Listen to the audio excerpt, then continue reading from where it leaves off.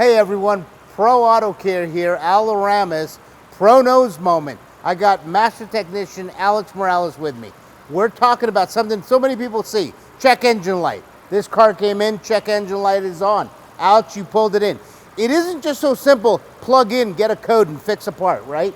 Yeah, there's a lot of testing that needs to be done, verification. We want to make sure that when we're replacing a part on a vehicle, that it actually needs that part. Right. A lot of parts are not easy to replace. We need to be 100% sure that that's what's the problem. Right. So you're testing here. This is your typical reader you're going to pull codes from, right? But this doesn't go far enough, does it? Yeah. So this can pull codes. It also display data, just like they could do at a parts store. Okay.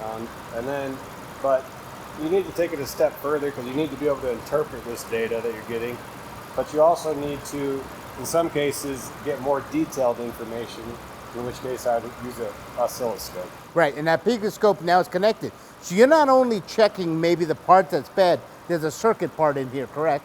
Right, so when I get a code for a certain component, I need to test the circuit and make sure that all of my electrical signals that are supposed to be supplied to that sensor are good. Right. And then also confirm whether or not that sensor is putting out the correct information You to bet. the control module. So it really is just a series of testing that has to be done to be accurate, because you don't want to put expensive parts on a car and not have it repair the car. You're back to square one. You have to do the test in order to do it right. Yeah. Being proactive, doing the correct repair on the vehicle.